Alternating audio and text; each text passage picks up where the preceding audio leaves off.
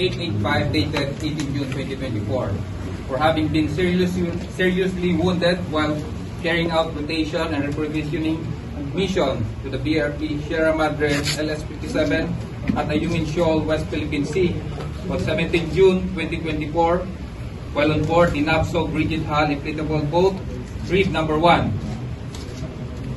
The wounded personnel medal is hereby awarded to Seaman First Class Underwater Operator Jeffrey S. Pacundo, 914511 Philippine Navy, by command of General Browner Jr., Official Captain Sean M. Garland, Lieutenant General Philippine Navy Marines, the Deputy Chief of Staff. Signed, Bernardo R. Cortez Jr., Brigadier General, Philippine Army, the Adjutant General.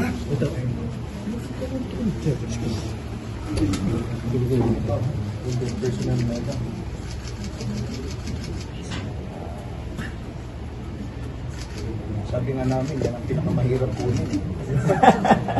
Dahil niya palakpan po natin. So, magpagaling ka. Huwag ka mawalan ng pag-asa. At nandito kami, nandito si Poy. Poy, kung may mga kailangan ka, sabihin mo lang. Of course, nandito sa commanding ng Basco. Sabihin mo lang, may problema.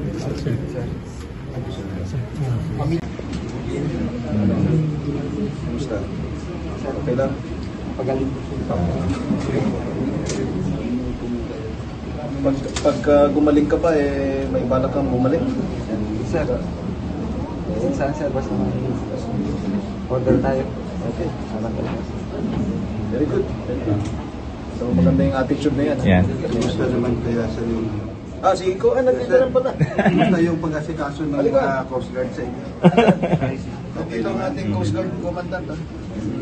Sila yung nag-rescue sa inyo. Oo. They provided sir yung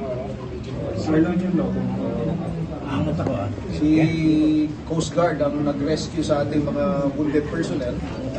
Sila rin nagbigay ng first aid, first treatment. First treatment. Sama-sama tayo. Sige, so pagaling ka lang. Pagaling, okay? Sige,